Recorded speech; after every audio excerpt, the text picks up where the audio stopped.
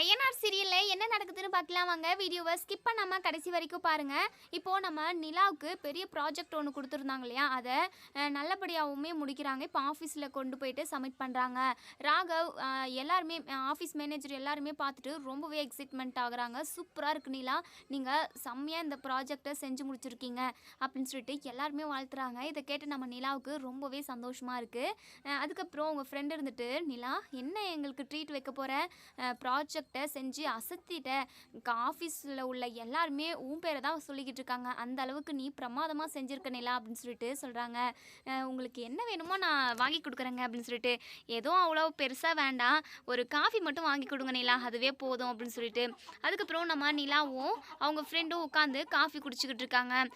பேச்சு வாக்கில் கேட்குறாங்க. இப்போது நம்ம நிலா உங்கள் பின்னாடியே ஒருத்தவங்க சுற்றிக்கிட்டு இருந்தாங்களே, உங்களை கூட லவ் பண்ணுறேன்னு சொல்லிட்டு, இப்போது அதெல்லாம் எப்படி போய்கிட்டு இருக்கு, நீங்கள் ரெண்டு பேரும் லவ் பண்ண ஆரம்பிச்சிட்டிங்களா நிலா அப்படின்னு சொல்லி கேட்கவும், உடனே நிலா இருந்துட்டு சைலண்ட்டாகவே இருக்காங்க. ஏன் நிலா, நீங்கள் அவங்க லவ்வுக்கு ஓகே சொன்னீங்களே இல்லையா, அவங்க பேர் கூட சோழன், சோழன் லவ்வுக்கு நீங்கள் ஓகே சொன்னீங்களா நிலா அப்படின்னு சொல்லி கேட்கவும், உடனே நிலாவுக்கு ஒரு மாதிரி அப்செட் ஆகிடுறாங்க. ஏன்னா இப்போது நம்ம சோழன் வந்து காயத்ரி கூட பேசிக்கிட்டு இருக்காங்க. அது நம்ம நிலாவுக்கு சுத்தமாக பிடிக்கல. வெளிப்படையாக அவங்க, அதாவது சோழன் கிட்ட போயிட்டு நீங்கள் காயத்ரி கூட பேசாதீங்கன்னு சொல்லவும் முடியல, அவங்க வந்து காயத்ரி கூட பேசிக்கிறத அக்செப்ட் பண்ணவும் முடியல.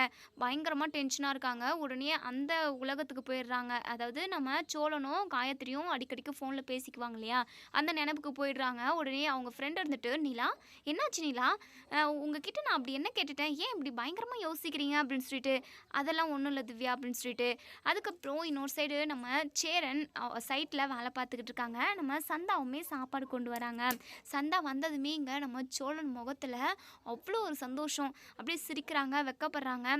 உடனே நம்ம அனீஷ் இருந்துட்டு, என்ன பையா நல்லா தான் வேலை பார்த்துக்கிட்டு இருந்தீங்க, திடீர்னு இப்படி சிரிக்கிறீங்க, என்னாச்சு பையா உங்களுக்கு அப்படின்னு சொல்லிட்டு, அது வந்து ஒன்றும் இல்லை அனீஷு, சந்தா வந்துக்கிட்டு இருக்காங்க சாப்பாடு கொண்டுட்டு, அதுக்கு தான் பார்த்துக்கிட்டு இருக்கேன் அப்படின்னு சொல்லிட்டு. ஓஹோ, சந்தா வந்ததுனால தான் நீங்கள் இப்படி சிரிச்சுக்கிட்டு இருக்கீங்களா வெக்கத்தில் அப்படின்னு சொல்லிட்டு எங்கள் அனீஷ் வந்து கலாய்க்கிறாங்க. என்ன அனீஷு, நீயே இப்படி கலாய்க்கலாமா அப்படின்னு சொல்லிட்டு, சரிங்க பையா, உங்ககிட்ட ஒரு விஷயம் கேட்கணுன்னே நினச்சிக்கிட்டு இருந்தேன். அன்னைக்கு உங்ககிட்ட நான் என் தங்கச்சியை கல்யாணம் பண்ணிக்கிறீங்களான்னு கேட்டேன். நீங்கள் எந்த ஒரு பதிலுமே சொல்லாமல் சிரிச்சுக்கிட்டே அங்கேருந்து வந்துட்டீங்க. என்ன முடிவு எடுத்திருக்கீங்க பையா அப்படின்னு சொல்லி கேட்கவும், அது வந்து நான் எப்படி சொல்கிறது, எனக்கு சம்மதம் தான் அனிஷு, கொஞ்ச நாள் நாங்கள் பேசி பழகுறோம், அதுக்கப்புறம் உங்கள் தங்கச்சியை நான் கல்யாணம் பண்ணிக்கிறேன் அனிஷு அப்படின்னு சொல்லி சொல்கிறாங்க. இதை கேட்டதுமே அனிஷ்க்கு ரொம்ப சந்தோஷமாக இருக்குது. சரிங்க பையா, நீங்கள் என் தங்கச்சியை கல்யாணம் பண்ணிப்பீங்கன்னு சொல்லிட்டு எனக்கு ரொம்பவே நம்பிக்கை இருக்குது. நீங்கள் ரொம்ப ரொம்ப நல்லவருன்னு எனக்கு நல்லாவே தெரியும். என் தங்கச்சி உங்களை கல்யாணம் பண்ணிக்கிட்டா ரொம்பவே நல்லா இருப்பா, அவள் ரொம்ப கொடுத்து வச்சுருக்கணும் பையா அப்படின்னு சொல்லிட்டு, என்ன அனிஷு என்னென்னமோ பேசிக்கிட்டு இருக்கா, அதெல்லாம் ஒன்றும் இல்லை, வா சாப்பிடலாம் அப்படின்னு சொல்லிட்டு இப்போது எல்லாருமே சாப்பிட்றதுக்கு உட்கார்றாங்க. நம்ம சந்தாவுமே சேரனை பார்த்து வெக்கப்பட்டுக்கிட்டே இருக்காங்க. அதுக்கப்புறம் நம்ம சந்தா இருந்துட்டு சாப்பாடெல்லாம் பரிமாறுறாங்க. இப்போது நம்ம அனீஷ் வந்து புரிஞ்சுக்கிறாங்க, இவங்க ரெண்டு பேரும் தனியாக பேசட்டும், எப்போவுமே சாப்பிட்ற டைமில் தான் சந்தா இங்கே வரும், அந்த டைம் தான் இவங்களுக்கு இருக்குது, மற்ற டைமில் கூட நேரில் பார்த்து பேசிக்க முடியாது அப்படின்றதுக்காக நம்ம அனீஷ் வந்து, பையா நீங்கள் ரெண்டு பேரும் உட்காந்து சாப்பிடுங்க, நான் அந்த பக்கமாக போய் சாப்பிட்றேன் அப்படின்னு சொல்லிட்டு, உடனே நம்ம சேரனும், என்ன அனீஷ் நீ இங்கே உட்காந்து சாப்பிடு அப்படின்னு சொல்லிட்டு, இல்லை பையா, ஒரு மாதிரி இங்கே எனக்கு இருக்குது, இங்கே இடம் செட் ஆகலை, நாங்கள் போய் உட்காந்து சாப்பிட்றேன் அப்படின்னு சொல்லிட்டு நம்ம அனீஷ் வந்து போயிடுறாங்க. இங்கே நம்ம சந்தா வெக்கத்துலேயே இருக்காங்க. இப்போது சாப்பாடுமே பரிமாறுறாங்க. இப்போது நம்ம சேரன் சாப்பிட்டு பார்த்துட்டு, சந்தா ரொம்ப அருமையாக சமைச்சிருக்க, சூப்பராக இருக்குது சந்தா, இன்னும் நிறைய போடு, நான் வயிறார சாப்பிட்றேன் அப்படின்னு சொல்லிட்டு இன்னும் போட சொல்லி நிறைய சாப்பிட்றாங்க. நம்ம சந்தாவுமே ரொம்பவே சந்தோஷமாக சாப்பிட்டுக்கிட்டு இருக்காங்க. இப்போது இங்கே நம்ம சந்தாவோ, பையா உங்ககிட்ட நான் வளையல் கேட்டிருந்தேனே மறந்துட்டீங்களா அப்படின்னு சொல்லிட்டு, இல்லை சந்தா நான் மறக்கலாம் இல்லை, கொஞ்சம் வீட்டில் வேலை இருந்தது, நான் இன்றைக்கி வீட்டுக்கு போகிறப்போ வாங்கிட்டு போயிட்டு வச்சுட்டு மறுபடியும் நாளைக்கு நீ சாப்பாடு கொண்டு வரவில்ல, அப்போது உனக்கு கொண்டு வந்து கொடுக்குறேன் சரியா அப்படின்னு சொல்லிட்டு, சரிங்க பையா அப்படின்னு சொல்லிட்டு, சரிங்க பையா என்ன உங்களுக்கு பிடிச்சிருக்கா பையா அப்படின்னு சொல்லிட்டு தயங்கிக்கிட்டே வெக்கப்பட்டுக்கிட்டே கேட்குறாங்க. இங்கே நம்ம சேரனுமே வெக்கத்தில் முகமெல்லாம் செவந்து போயிடுது. அது வந்து சந்தா நான் எப்படி சொல்லுவேன், உங்களோட விருப்பம் என்னவோ அதை சொல்லுங்கள் பையா அப்படின்னு சொல்லிட்டு, என்ன சந்தா உனக்கு தெரியாதா என் மனசில் என்ன இருக்குது அப்படின்னு சொல்லிட்டு, எனக்கு தெரியும். இருந்தாலும் உங்க வாயால கேட்கணும்னு ஆசையா இருக்கு. என்ன எந்த அளவுக்கு உங்களுக்கு பிடிக்கும் பையா? அப்படின்னு சொல்லிட்டு கேட்கவும், அது வந்து சந்தா, என் குடும்பத்தில உள்ளவ என் தம்பிங்கள எல்லாரையுமே எனக்கு ரொம்ப ரொம்ப ரொம்ப பிடிக்கும். அவனுங்கள எந்த அளவுக்கு பிடிக்குதோ, அவங்கள எந்த அளவுக்கு நான் நேசிக்கிறேனோ, அதை விட ஒரு படி உன் மேல அதிகமா பாசம் வச்சுக்கிட்டு இருக்கேன். அதிகமா உன்னை எனக்கு பிடிக்கும். அதே சமயம் என் தம்பிங்களையும் நான் எக்காரணத்துக் கொண்டும் விட்டுக் கொடுக்க மாட்டேன். அவங்களுமே எனக்கு ரொம்ப முக்கியம் சந்தா. அ அ ஒரே ஒரு ரெக்வெஸ்ட்டா ஒரு விஷயம் கேட்டுக்கிறேன் சந்தா. நீ என்ன கல்யாணம் பண்ணிட்டு வந்ததுக்கப்புறம் தனி குடித்தனம் போகணும், ஒன்னாலாம் இருக்க முடியாதுன்னு சொல்லக்கூடாது சந்தா. ஏன்னா என் தம்பிங்கள விட்டு என்னால இருக்க முடியாது. அதுக்காக உன்னை எதுக்காகவும் நான் எந்த விதத்துலயும் காயப்படுத்த மாட்டேன். உன்னை நான் நல்லா சந்தோஷமா பார்த்துப்பேன் சந்தா அப்படின்னு சொல்லிட்டு, எனக்கு தெரியுங்க. எனக்குமே உங்க குடும்பத்துல வந்து வாழணும்னு ஆசை தான். கூட்டு குடும்பமா இருக்கிறதுல தான் எனக்குமே சந்தோஷம் அப்படின்னு சொல்லிட்டு நம்ம சந்தாவுமே சொல்றாங்க. இத கேட்டதுமே நம்ம சேரனுக்கு ரொம்பவே சந்தோஷமா இருக்கு. அதுக்கப்புறம் வேலைலாம் முடிஞ்சு நம்ம சேரன் வந்து யோசிச்சுட்டே போறாங்க. கண்டிப்பா இப்போ போறப்போ சந்தாவுக்கு வளையல் வாங்கிடணும். ஆனா எந்த மாதிரி வாங்குறது? என்ன கலர்ல வாங்குறது? அவளுக்கு எப்படி பிடிக்கும்? அப்படின்னு சொல்லிட்டு பயங்கர யோசிச்சுக்கிட்டே வராங்க. அப்போ தான் நம்ம நிலாவுமே ஆஃபீஸ் முடிச்சு வீட்டுக்கு வந்துக்கிட்டு இருக்காங்க. ஓ! அண்ணனும் வேலை முடிஞ்சு இப்போ தான் போய்க்கிட்டு இருக்காரா? சரி, அண்ணன் கூடவே நம்மளும் பேசிக்கிட்டே வீட்டுக்கு போயிடலாம் அப்படின்னு சொல்லிட்டு பக்கத்தில் வந்து அண்ணே அப்படின்னு சொல்லி கூப்பிட்றாங்க. வாப்பா நிலா, உனக்கு இப்போ தான் ஆஃபீஸ் முடிஞ்சுதா அப்படின்னு சொல்லி கேட்கவும், ஆமாண்ணே. இன்னைக்கு கொஞ்சம் ஆஃபீஸில் நிறைய வேலை இருந்தது. அது மட்டும் இல்லாமல் எனக்கு ஒரு ப்ராஜெக்ட் கொடுத்துருந்தாங்கல்ல, அதை நான் ரொம்பவே நல்லபடியாக செஞ்சு முடித்தேன். ஆஃபீஸில் உள்ள எல்லாருமே என்ன ரொம்பவே பாராட்டினாங்க தெரியுமாண்ணே அப்படின்னு சொல்லிட்டு. ஓ! ரொம்ப சந்தோஷம்ப்பா அப்படின்னு சொல்லிட்டு. அதுக்கப்புறம் வளையல் எப்படி வாங்குறது, என்ன சைஸில் வாங்குறதுன்னு சொல்லிட்டு பயங்கர யோசனைக்கு போயிடுறாங்க. அண்ணன் அண்ணன்னு சொல்லிட்டு 2 3 டைம் கூப்பிடுறாங்க. ஆனால் நம்ம சேரன் வந்து சந்தாவுக்கு எப்படியெல்லாம் வளையல் வாங்கலாம், எத்தனை டசன் வாங்கலாம்னு சொல்லிட்டு பயங்கர யோசனை இருக்காங்க. அண்ணே அப்படின்னு சொல்லிட்டு சத்தமாக கூப்பிட்றாங்க. ஆ சொல்லுப்பா நிலா, என்னண்ணே நீங்கள் என் கூட வந்துக்கிட்டு இருக்கிறதவே மறந்துட்டீங்க. ஆமாம், அப்படி என்ன யோசனைண்ணே உங்களுக்கு? எப்போவுமே சந்தா நினப்பிலே இருக்கீங்கல்ல அப்படின்னு சொல்லிட்டு. ஐயோ அப்படியெல்லாம் இல்லைப்பா, அது வந்து ஒரு விஷயமா யோசிச்சுட்டு வந்தேன். அதை எப்படி வாங்குறது, என்ன பண்ணுறது, என்ன சைஸில் வாங்குறதுன்னு எனக்கு தெரியலப்பா அப்படின்னு சொல்லிட்டு. என்னென்ன வாங்க போகிற அப்படின்னு சொல்லிட்டு. இல்லைப்பா, சந்தா என்கிட்ட நேத்தே வளையல் கேட்டுச்சு. வீட்டில் நிறைய வேலை இருந்ததுனால என்னால் வளையல் வாங்க முடியல. இன்னைக்காவது வாங்கிட்டு போயிட்டு வீட்டில் வச்சு மறுநாள் காலையில் அவளுக்கு கொடுக்கணும்னு நினைக்கிறேன். அதான் அவளோட சைஸ் என்ன, அவளுக்கு என்ன மாதிரியான கலரில் வாங்கணும் அப்படின்னு சொல்லிட்டு யோசிச்சுட்டு வரேன். எப்படி வாங்கினா எனக்கு நல்லா இருக்கும்னு எனக்கு தெரியலப்பா. ஏன்னா முன்ன பின்ன நான் வளையலெல்லாம் இது வரைக்கும் வாங்கினது கிடையாது. அது மட்டும் இல்லாமல் நம்ம வீட்டில் பொம்பளை பிள்ளைங்களும் யாருமே இல்லை. தம்பிங்க மட்டும்தான். அவங்களுக்கு ஷர்ட்டு, பேண்ட்டு, அதுக்கப்புறம் வாட்ச்சு இது மட்டும்தான் வாங்கியிருக்கேன். மற்றபடி இந்த வளையலெல்லாம் வாங்கி எனக்கு பழக்கம் இல்லைப்பா அப்படின்னு சொல்லிட்டு. அண்ணே நீங்கள் எதுக்காக கவலைப்படுறீங்க? அதான் நான் இருக்கேன்ல. சந்தாவுக்கு மேட்ச் ஆகிற மாதிரி கரெக்டான சைஸில் நான் வளையல் வாங்கி கொடுக்குறேண்ணே, நான் செலக்ட் பண்ணுறேன் அப்படின்னு சொல்லிட்டு. சரிப்பா அப்படின்னு சொல்லிட்டு போகிற வழியிலேயே ஒரு ஸ்டோருக்கு போகிறாங்க.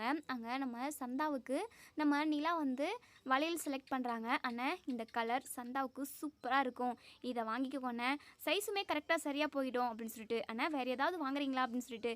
ஆஹா இல்லைப்பா, இதுவே போதும். அப்புறம் அவளுக்கு என்னெல்லாம் வேணுமோ அப்புறமா வாங்கிக்கலாம், இது மட்டும் இப்போதைக்கு போதும்ப்பா அப்படின்னு சொல்லிட்டு ஒரு 2 டசன் வளையல் வந்து வாங்குறாங்க. வாங்கிக்கிட்டு வீட்டுக்கு அப்படியே பேசிக்கிட்டே போகிறாங்க. இப்போது நம்ம நிலா கேட்குறாங்க, அண்ணே உங்களுக்கு சந்தாவை ரொம்ப பிடிச்சிருக்கானே, வளையல் வாங்கி கொடுக்குற அளவுக்கு போயிடுச்சு. அவங்களுக்குமே உங்களை பிடிச்சிருக்குன்னு நினைக்கிறேன். உங்களை புருஷனாக ஏற்றுக்கிட்டாங்க போல், அதனால தான் வளையலெல்லாம் கேட்டிருக்காங்க. உங்களுக்கு உங்களுக்கு என்ன தோணுதுன்னு சொல்லி சொன்னீங்க அப்படின்னா, கல்யாண ஏற்பாடெல்லாம் இப்போத்திலிருந்தே ஸ்டார்ட் பண்ணிடலாம்லண்ணே அப்படின்னு சொல்லவும், இல்லைப்பா கொஞ்ச நாள் போகட்டும் இருப்பா அப்படின்னு சொல்லிட்டு. உடனேங்க நம்ம நிலா இருந்துட்டு, இல்லைண்ணே வானதி என்னை பார்த்து பேசினாங்க, மன்னிப்பும் கேட்டாங்க. எதுக்குப்பா அந்த பொண்ணு எதுக்காகப்பா உங்ககிட்ட மன்னிப்பு கேட்டுச்சு அப்படின்னு சொல்லி கேட்கவும், இல்லைண்ணே அவங்க உங்ககிட்ட சீக்கிரமாக கல்யாணம் பண்ணிக்கோங்க அப்படி இப்படின்னு ஏதோ சொல்லியிருக்காங்கல்ல, அதனால தான் நீங்கள் சீக்கிரமாக கல்யாணம் பண்ணுறதுனால ஏதோ ஒரு பொண்ணு எப்படி இருந்தாலும் பரவாயில்ல அப்படின்னு சொல்லிட்டு ஏற்கனவே கல்யாணம் ஆன பொண்ணை கல்யாணம் பண்ணிக்கிறதா சொல்லியிருந்தீங்க. எப்படியோ அந்த கல்யாணமும் நடக்காமல் போனது ரொம்ப ரொம்ப நல்லது தான். அப்படி நான் சொல்லியிருக்கக்கூடாது, நான் சொன்னதுனால தான் சேரன்னு அப்படி ஒரு முடிவை எடுத்துருச்சு. ரொம்ப ரொம்ப நான் சாரி கேட்டேன்னு சொல்லிட்டு சேரன்கிட்ட சொல்லிவிடு அப்படின்னு சொல்லிட்டு என்கிட்ட வானதி பேசினாங்கண்ணே. அதனால தான் சொல்கிறேன். இப்போ உங்களுக்கு சந்தாவை பிடிச்சிருந்தது அப்படின்னா சீக்கிரமாகவே உங்கள் 2 பேருக்கு கல்யாணம் நடந்துருச்சு அப்படின்னா நெக்ஸ்ட்டு பாண்டிக்கும் வானதிக்கும் கல்யாணம் பண்ணி வச்சிடலானே, அதுக்காக தான் அப்படின்னு சொல்லிட்டு, சரிப்பா, நம்ம அதுக்கான ஏற்பாடு எல்லாமே பண்ணலாம். சந்தாவை எனக்கு ரொம்ப பிடிச்சிருக்குப்பா. அது மட்டும் இல்லாமல் அவளுக்குமே என்னை ரொம்ப பிடிச்சிருக்கு.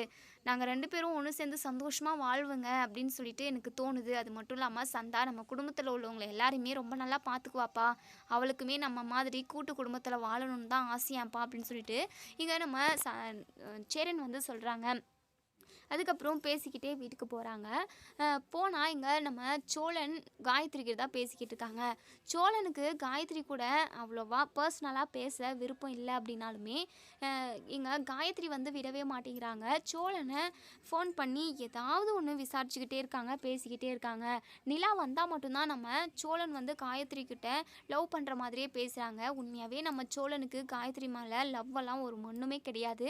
நிலாவை வெறுப்பேற்றணும், நிலா மனசில் உள்ள காதலை சீக்கிரமாகவே வெளியே கொண்டு வரணுன்றதுக்காக தான் அப்படியெல்லாம் பண்ணிக்கிட்டு இருக்காரு. இப்போது ரொம்பவே வெறுப்பாக தான் காயத்ரி கூட ஃபோன் பேசிக்கிட்டு இருக்காங்க. காயத்ரி இருந்துட்டு, இங்கே பாருங்கள், நான் கண்டிப்பாக இப்போது நீங்கள் கிளம்பி வந்தே ஆகணும். ஏன்னா இன்றைக்கி என்னுடைய பர்த்டே. அது மட்டும் இல்லாமல் கேக்கு, அதெல்லாம் அந்த டெக்கரேஷன்ஸ் எல்லாமே நான் சிறப்பாக ஏற்பாடு பண்ணி வைக்கிறேங்க. நீங்கள் கண்டிப்பாக வரணும். நீங்களும் நானும் சேர்ந்து தான் கேக் கட் பண்ணணும் அப்படின்னு சொல்லி பேசிக்கிட்டு இருக்காங்க. இங்கே சோழனுக்கு கடுப்பாக இருக்குது. ஐயோ, இந்த பொண்ணுக்கிட்ட நம்ம உண்மையை சொல்லிடணும், நமக்கு கல்யாணம் நடந்திருக்க விஷயத்த சொல்லி நம்ம அந்த பொண்ணுக்கிட்ட இருந்து தப்பிச்சிடணும்னு சொல்லி மனசில் நினச்சிக்கிட்டு இருக்காங்க. இப்போ தான் நிலாவும் நம்ம சேரனும் வரதை பார்த்த சோழன் உடனே இங்கே காயத்ரி கிட்ட நல்லா பேச ஆரம்பிச்சிடுறாங்க. ஓ, பர்த்டேவா காயத்ரி? நான் கண்டிப்பாக இப்போவே கிளம்பி வந்துடுறேன். பர்த்டேவை நம்ம கல்யாணம் மாதிரி சிறப்பாக கொண்டாடலாம் அப்படின்னு சொல்லிட்டு எங்கள் காயத்ரியுமே, வாவ், ஸோ ஸ்வீட்டுங்க, நீங்கள் இப்போது பேசுகிறதாங்க சூப்பராக இருக்குது. முன்னாடி இன்ட்ரெஸ்டே இல்லாமல் பேசிக்கிட்டு இருந்தீங்க, இப்போது கேட்குறதுக்கே காதுக்கு இனிமையாக இருக்குங்க. நீங்களும் நானும் இன்றைக்கி ஒன்று சேர்ந்து கேக் கட் பண்ண போகிறோம். ரொம்ப சந்தோஷமாக இருக்குது. சரி, சீக்கிரமாக வந்துடுங்க அப்படின்னு சொல்லிட்டு, சரி காயுமா, உன் பர்த்டேக்கு வரதை விட எனக்கு வேறு என்ன வேலை இருக்குது? அப்படி எவ்வளோ பெரிய இம்பார்ட்டண்ட்டான வேலையாக இருந்தாலுமே நான் அதெல்லாம் பக்கம் தூக்கி தூரமாக போட்டுட்டு உனக்காக ஓடோடி வருவேன் காயுமா, நீ கவலைப்படாத. சரி, நான் வந்ததுமே கேக்கெல்லாம் கட் பண்ணி அதுக்கப்புறம் கையில் நான் ரிங்கெல்லாம் மாட்டி விடுறேன். உனக்கும் எனக்கும் இதே என்கேஜ்மெண்ட் முடிஞ்ச மாதிரி. அதுக்கப்புறம் நெக்ஸ்ட்டு நமக்கு மேரேஜ் தான் அப்படின்னு சொல்கிறாங்க. இங்கே காயத்ரியுமே அப்படியே கனவு உலகத்துக்கு போயிடுறாங்க. வீட்டில் சீக்கிரமாகவே சோழன் பற்றின விஷயத்த சொல்லி கல்யாணத்துக்கு சம்மதம் வாங்கிடணும் அப்படின்னு சொல்லிட்டு யோசிக்கிறாங்க. அதுக்கப்புறம் நம்ம சோழன் வந்து ஃபோனை வச்சிடுறாங்க. இதெல்லாம் பார்த்துக்கிட்டு இருந்த நம்ம நிலாவுக்கு பயங்கரமாக கோவம் வருது. என்ன பண்ணுறதுன்னு தெரியாமல் பயங்கர டென்ஷனில் இருக்காங்க. அதுக்கப்புறம் நம்ம பல்லவன் வந்து இருக்காங்க. உடனே சோழன் இருந்துட்டு, டே பல்லவா, என் காயுமாக்கு இன்னைக்கு பிறந்த நாள்ரா, கேக்கெல்லாம் வாங்கி ரெடியாக வச்சுக்கிட்டு இருக்கலாம். இப்போது நான் போனால் தான் அங்கே கேக் கட்டிங்கே நடக்கும். நான் ரொம்ப முக்கியமான ஆளுடாங்க. அது மட்டும் இல்லாமல் சீக்கிரமாகவே காயுமாவை கல்யாணம் பண்ணி இந்த வீட்டுக்கு கூட்டிகிட்டு வந்துட போகிறேன். அதுக்கப்புறம் உங்கள் அண்ணி இந்த வீட்டிலலாம் இருக்க முடியாதுடா. ஏற்கனவே சொல்லி வச்சிடணும், சரியா? அதான் கரெக்டாக இருக்கும். உன் அண்ணிக்கிட்ட சொல்லிடுறா, என் பொண்டாட்டி இந்த வீட்டுக்கு வந்ததுக்கப்புறம் உங்கள் அன்னிக்கெல்லாம் இங்கே இடம் இல்லை அப்படின்னு சொல்லிட்டு பல்லவனுக்கு கோவம் வருது. அண்ணே, நீ ஓவராக தானே பண்ணிக்கிட்டு இருக்க. அப்படியெல்லாம் நீ கல்யாணம் பண்ணியெல்லாம் யாரையும் இந்த வீட்டுக்கு கூட்டிகிட்டு வந்துட முடியாது. என்ன தான் இருந்தாலும் பிடிச்சோ பிடிக்கலையோ, நீங்கள் அன்னி கழுத்தில் தாலி கட்டியிருக்கீங்க. இப்போ வரைக்கும் உங்களுக்கு டிவோர்ஸ் எல்லாம் நடக்கலை. இப்போ வரைக்கும் புருஷ மொட்டாட்டியாக தானே இருக்கீங்க. அப்படி இருக்கிறப்ப உங்களுக்கெல்லாம் அதாவது நீ வேறு யாரையெல்லாம் கல்யாணம் பண்ணி கூட்டிகிட்டு வர முடியாதுன்னு அப்படின்னு சொல்லிட்டு, டே பல்லவா, ஊரறிய தாலி கட்டினா தான் ரிசப்ஷனெல்லாம் நல்லா பெருசாக தான் கிராண்டாக தான் நடந்துச்சு. ஆனால் அது ஊருக்கு, இந்த வீட்டுக்கு மட்டும் தானே. அந்த வீட்டில் உள்ளவங்க கூட எல்லாருக்குமே தெரியும் எனக்கும் இவ்வளோக்கும் கல்யாணம் நடந்திருக்கு. ஆனால் நாங்கள் உண்மையாகவே புருஷ பொண்டாட்டி இல்லைன்னு சொல்லிட்டு நமக்கு தெரியும்லடா. அதை தாண்டா சொல்கிறேன். எப்படியும் டிவோர்ஸ்க்கு அப்புறம் நானும் நிலாவும் பிரிஞ்சு போயிடுவோம். அதுக்கப்புறம் பாண்டி எல்லாருமே கல்யாணம் பண்ணிக்கிட்டு ஜோடி ஜோடியாக இருப்பாங்கடா. நான் மட்டும் தனியாக இருக்க முடியும்? இப்போவே காயத்ரி கூட என்கேஜ்மெண்ட் முடிஞ்சிட்டு வரேன். நெக்ஸ்ட்டு டிவோர்ஸ் ஆனதுக்கு அப்புறமே அடுத்த நிமிஷமே நான் காயத்ரி கழுத்தில் தாலியை கட்டி இந்த வீட்டுக்கு கூட்டிகிட்டு வர போகிறேன். ஆரத்தி எடுக்கிறதுக்கு நீங்கள் எல்லாரும் ரெடியாக இருங்கடா அப்படின்னு சொல்லிட்டு இங்கே நம்ம சோழன் நிலாவை வெறுப்பேற்றிட்டு அங்கேருந்து காயத்ரியை பார்க்குறதுக்காக வராங்க. இங்கே நிலாவுக்கு பயங்கர டென்ஷனாக இருக்குது. இப்படியே விட்டால் அந்த காயத்ரி கழுத்தில் தாலியை கட்டி அந்த சோழன் கூட்டிகிட்டு வந்துடுவார் போல். இப்படியே விடக்கூடாது. நம்ம மனசுலையுமே சோழன் மேலே லவ் வந்துருச்சுன்னு தான் தோணுது. ஏன்னா நம்மளவே மீறி அவர் வேறு யாராவது ஒரு பொண்ணு கூட பேசுனா நமக்கு கடுப்பாகுது. அப்போது சோழனை நம்ம லவ் பண்ணுறோம், இதை நம்ம மூடி மறைச்சிக்கிட்டே இருக்கக்கூடாது. இப்படியே நாள் தள்ளிக்கிட்டு போச்சு அப்படின்னா கண்டிப்பாக சோழன் அந்த பொண்ணு கழுத்தில் தாலி கட்டிடுவார், இதை விடக்கூடாது அப்படின்னு சொல்லிட்டு நம்ம நிலா வந்து மனசுக்குள்ளே நினைக்கிறாங்க. இன்னொரு சைடு நம்ம சோழன் எங்கள் காயத்ரி வீட்டுக்கு போயிடுறாங்க. அங்கே போனால் அவங்க ஃப்ரெண்ட்ஸ் சர்க்கிள் எல்லாருமே வந்திருக்காங்க. கேக்கெல்லாம் வாங்கி வச்சுருக்காங்க. சோழனை பார்த்ததுமே வாங்க வாங்க அப்படின்னு சொல்லிட்டு கூட்டிகிட்டு போகிறாங்க நம்ம காயத்ரி. அவங்க ஃப்ரெண்ட்ஸ்க்கு எல்லாருக்குமே இன்ட்ரடியூஸ் பண்ணி வைக்கிறாங்க. அவங்க எல்லாருமே கேட்குறாங்க, நீங்கள் யார் ஃபஸ்ட்டு லவ்வை சொன்னது அப்படின்னு சொல்லி கேட்கவும் காயத்ரி இருந்துட்டு நான் தான் ஃபஸ்ட்டு லவ்வை சொன்னதுமே இவர் என்னை ஏற்றுக்கிட்டாரு, என்ன அவருக்கு ரொம்ப பிடிச்சிருக்கு போல். அது மட்டும் இல்லாமல் இவருக்கும் எனக்கும் சீக்கிரமாகவே கல்யாணம் நடக்க போகுது, எங்கள் லவ் விஷயமா நான் வீட்டில் பேச போகிறேன் அப்படின்னு சொல்லிட்டு நிறைய விஷயத்த சொல்கிறாங்க. இதெல்லாம் கேட்ட சோழனுக்கு படபடங்குது. ஐயோ, என்ன இந்த காயத்ரி கல்யாணம் வரைக்கும் போகிறா, இவளை வச்சு எப்படியாவது நிலாவை நம்ம பக்கம் இழுக்கணும்னு நினச்சோம். ஆனால் இவளை பற்றி நம்ம கொஞ்சம் கூட யோசிக்காமல் போயிட்டோமே. நம்ம உண்மையாகவே அவளை லவ் பண்ணுறோன்னு சொல்லிட்டு என்னென்னமோ நினச்சிக்கிட்டு இருக்கா. ஒரு வேளை அவங்க வீட்டில் பேசி கல்யாணத்துக்கு சம்மதம் வாங்கிட்டாலாம், அவ்வளோதான் பிரச்சனை தலைக்கு மீறி, அதாவது தலைக்கு மீறி போயிடும். நம்ம அதை அப்புறம் சமாளிக்கவே முடியாது. என்ன பண்ணுறது, சரி இந்த இடத்த விட்டு காலி பண்ணுறது தான் ரொம்ப கரெக்டு அப்படின்னு சொல்லிட்டு இப்போது சரி காயத்ரி நான் வரேன் அப்படின்னு சொல்லிட்டு, என்னங்க இன்னும் கேக் கூட கட் பண்ணல, அதுக்குள்ளே வரேன்னு சொல்கிறீங்க, இங்கே வாங்க 2 பேருமா சேர்ந்து கேக் கட் பண்ணுவோம் அப்படின்னு சொல்லிட்டு சோழனோட கையை பிடிக்கிறாங்க. இங்கே நம்ம சோழனுக்கு ஐயோ ரொம்ப தப்பாக போதே, கண்டிப்பாக இதிலேருந்து நம்ம நழுவியே ஆகணும் அப்படின்னு சொல்லிட்டு அதுக்கப்புறம் கேக்கெல்லாம் வெட்டுறாங்க, செல்ஃபியெல்லாம் எடுத்துக்கிறாங்க. இப்போது நம்ம சோழன் போகிறதுலேயே பரபரப்பாக இருக்காங்க. இருகாயமாக நான் போகிறேன் அப்படின்னு சொல்லிட்டு, இல்லைங்க நீங்கள் சாப்பிட்டு தான் போகணும் அப்படின்னு சொல்லிட்டு, இல்லை எனக்கு முக்கியமான வேலை இருக்குது அப்படின்னு சொல்லிட்டு நம்ம சோழன் வெளியே கிளம்பி வந்துடுறாங்க. இப்போது எங்கள் சோழன் வெளியே வந்ததுமே பயங்கரமாக யோசிக்கிறாங்க. இது எங்கெங்கேயோ போய் முடியுதே, நம்ம ஒன்று நினச்சா அந்த கடவுள் ஒன்று நினைக்கிறாரு போல். எதுவும் பிரச்சனை வராதுக்கு முன்னாடியே நம்ம இந்த விஷயத்துலேருந்து தப்பிச்சிடணும். அது மட்டும் இல்லாமல் காயத்ரிக்கு கால் பண்ணி நம்ம மனசுக்குள்ளே என்ன இருக்குது, நமக்கு கல்யாணம் ஆயிடுச்சு அப்படிங்கிற மொத்த விஷயத்தையுமே மொத்த டீட்டெயிலுமே அவளுக்கு சொல்லிடணும் அப்படின்னு சொல்லிட்டு இப்போது நம்ம சோழன் போகிற வழியிலேயே காயத்ரிக்கு கால் பண்ணுறாங்க. அவங்க ஃப்ரெண்ட்ஸ் கூட எல்லாரும் கூடயும் பேசிக்கிட்டு சந்தோஷமாக இருக்கிறாங்க. அப்போது ஃபோன் அடிக்கிறது அவங்களுக்கு தெரியல, அதனால் ஃபோனை எடுக்கலை. இப்போது நம்ம சோழன் இருந்துட்டு என்ன இந்த காயத்ரி ஃபோனை எடுக்க மாட்டேங்கிறா, பிஸியாக இருப்பாளோ, இல்லை நம்ம வந்துட்டனால கோவமாக இருப்பாளோ அப்படின்னு சொல்லிட்டு யோசிக்கிறாங்க. சரி ஈவினிங் கால் பண்ணி சொல்லிடலாம் அப்படின்னு சொல்லிட்டு இப்போது காயத்ரி வந்து அவங்க வீட்டில் போயிட்டு அவங்க அப்பா அம்மா கிட்ட பேசணும்னு நினைக்கிறாங்க. ஏன்னா அவங்களுக்கு கல்யாண ஏற்பாடு எல்லாமே போய்கிட்டு இருக்கு, அதாவது மாப்பிள்ளை பார்த்துக்கிட்டு இருக்காங்க. இப்போது காயத்ரி இருந்துட்டு அவங்க அப்பா கிட்ட, அப்பா உங்ககிட்ட நான் ஒரு முக்கியமான விஷயம் பேசணும், சுற்றி வளைச்சி பேச நான் விரும்பலை, டைரெக்டாகவே விஷயத்துக்கு வரேன் அப்படின்னு சொல்லி கேட்கவும், என்னப்பா விஷயம் அப்படின்னு சொல்லி கேட்குறாங்க. அது வந்துப்பா நான் ஒருத்தரை லவ் பண்ணுறேன்ப்பா அப்படின்னு சொல்லி சொல்கிறாங்க. இதை கேட்டதுமே அவங்க அப்பா பயங்கரமாக கோவப்படுறாங்க.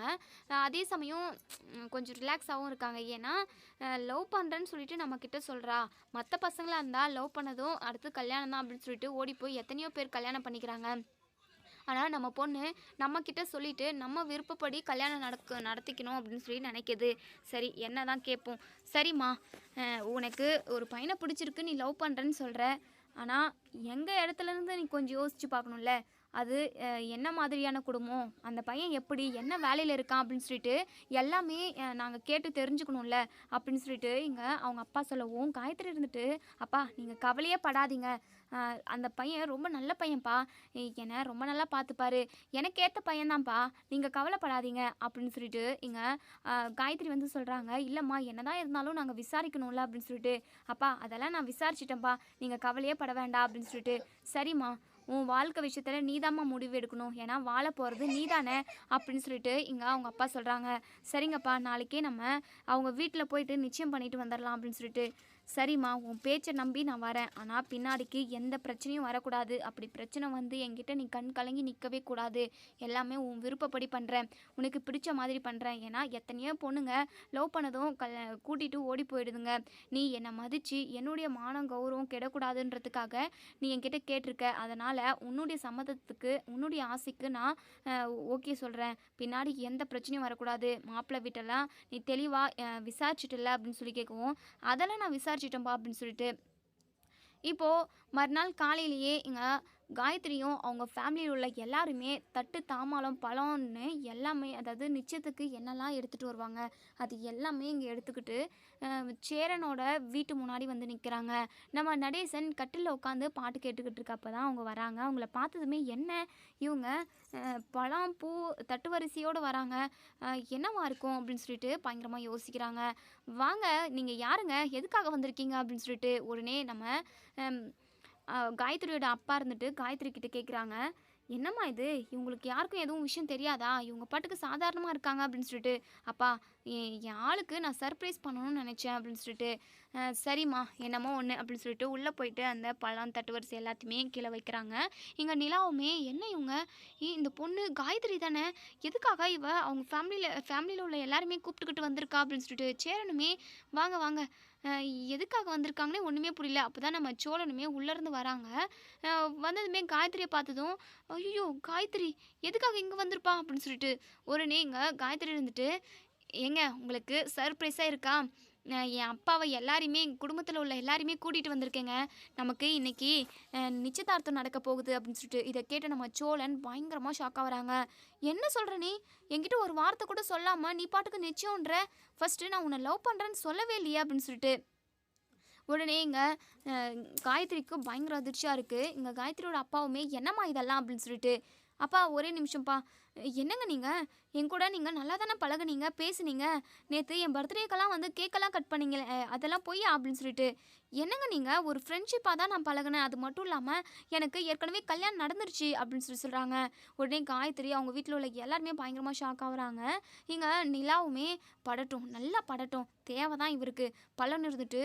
அண்ணி பார்த்தீங்களா அண்ணி, பிரச்சனையை எந்த அளவுக்கு அந்த அண்ணன் கொண்டு வந்து நிறுத்திருக்குன்னு சொல்லிட்டு. இந்த காயத்ரிக்கு கல்யாணத்து மேலே அவ்வளோ அவசரம், இன்னும் 2 பேருமே ப்ரப்போஸ் பண்ணிக்க கூட ஆரம்பிக்கல, அதுக்குள்ளே அவங்க குடும்பத்தில் உள்ள எல்லாரையுமே கூட்டிகிட்டு வந்து நிச்சயம் பண்ணணும்னு சொல்லி நின்றுக்கிட்டு இருக்கு.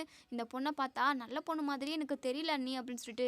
ஆமாம் பல்லவா, அண்ணனுக்கு எல்லாமே தேவை தான், ஆடிக்கிட்டு காயுமா காதல் போகிறான்னு சொல்லிட்டு ஓடிக்கிட்டு திரிஞ்சுக்கிட்டு இருந்தார்ல, தேவை தான், சமாளிக்கிட்டோம், நீ எதுவுமே பேசாத பல்லவா, அவரே சமாளிக்கிட்டோம் அப்படின்னு சொல்லிட்டு. இங்கே நிலா வந்து சொல்கிறாங்க, இங்கே நம்ம சோழனுக்கு படப்படனுங்குது. ஐயோ இந்த காயத்ரி இப்படியெல்லாம் பண்ணுவோன்னு சொல்லிட்டு நம்ம கொஞ்சம் கூட எதிர்பார்க்கலே, நேற்றே விஷயத்த எல்லாமே சொல்லணும் அப்படின்றதுக்காக ஃபோன் பண்ணோம், எடுக்கவே இல்லை, இவன் நடனா சொல்லாமல் கொள்ளாமல் பூ பழம் தட்டு வரிசையோடு வந்திருக்கா அப்படின்னு சொல்லிட்டு. இப்போது காயத்ரி இருந்துட்டு சோழன்கிட்ட, என்ன சோழன், ஏற்கனவே கல்யாணம் ஆயிடுச்சுன்னு சொல்கிறீங்க, யார் உங்கள் ஒய்ஃபு அப்படின்னு சொல்லிட்டு. இதோ அங்கே நின்றுக்கிட்டு இருக்காங்களே அவங்க தான்.